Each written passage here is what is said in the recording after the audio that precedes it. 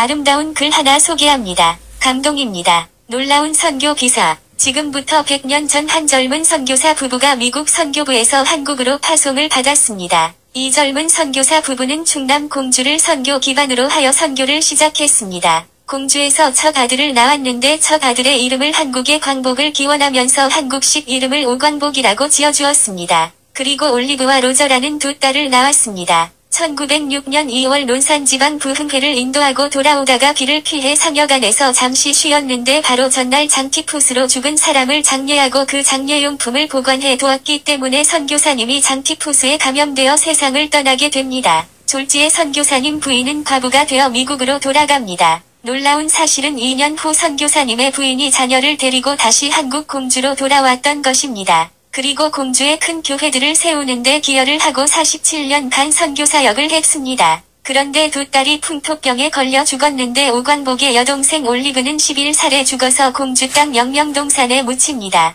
오광복은 공주에서 태어나 초등학교부터 중학교까지 나오고 다시 미국으로 건너갔습니다. 그리고 다시 한국으로 나오게 됩니다. 그때가 바로 일제 식민지 통치에서 해방되어 하지 장군이 군정관으로 한국을 신탁 통치하던 때였습니다. 그때 영어와 한국말을 능통하게 구사할 사람이 필요했습니다. 바로 그 사람이 선교사 아들 오광복입니다. 오광복이 하지의 참모가 되어 한국 정부 수립에 관여합니다. 그때 하지가 오광복에게 자네가 한국 실정을 잘 아니 앞으로 한국을 이끌어 갈 인재 50명을 추천해 달라고 합니다. 오광복은 어머니와 상의한 후 어머니가 추천해주는 50명을 하지 장군에게 소개했습니다. 놀라운 사실은 그중 48명 거의 다 기독교인이라는 것입니다. 그래서 한국 정부 수립될 때 요소요소의 기독교인들이 들어가서 나라를 세웁니다. 특별히 문교부 장관의 기독교인이 임명되어 미신 타파를 시작했습니다. 국방부 장관이 기독교인이 되어 군대 안에 군목제도의 토대를 마련하여 한국군을 하나님의 군대로 만들었습니다.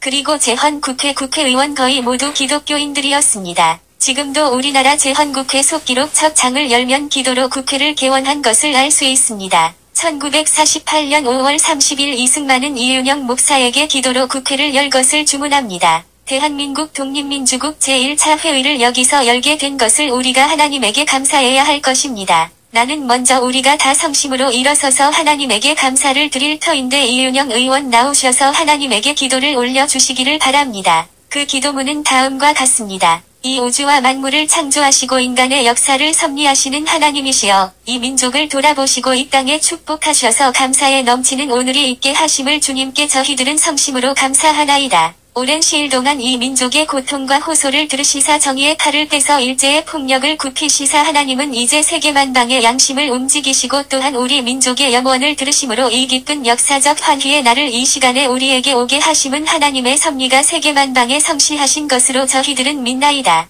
하나님이시여, 이로부터 남북이 둘로 갈리어진 이 민족의 어려운 고통과 수치를 신원하여 주시고 우리 민족 우리 동포가 손을 같이 잡고 웃으며 노래 부르는 날이 우리 앞에 속히 오기를 기도하나이다. 이때 기독교인이 전 국민의 5% 안 되는 때였습니다. 그런데 윌리엄 사모님이 추천해준 50명의 기독교인들이 각 분야에 들어가서 영향을 미친 결과 10년 만에 500만이 되고 20년 만에 1000만 성도가 되는 기적이 일어난 것입니다. 여러분, 이 기적 어떻게 가능했습니까? 미 군정 시절 오광복이 추천한 50명부터 시작했습니다. 오광복에게 누가 50명을 추천했습니까? 바로 오광복의 어머니 이영만리 타국에서 남편을 잃어버리고 두 딸을 잃어버렸는데도 다시 한국으로 돌아와 한 아래 미랄이 되신 사모님 때문입니다. 오광복은 1994년 87세 일기로 소천했는데 11살에 죽은 내 동생 올리브가 묻혀있는 공주 영면동산 내 동생 곁에 나를 묻어달라고 유언했습니다. 아마도 한평생 동안 한국에서 풍토병으로 죽은 동생이 가슴에 살아있었나 봅니다.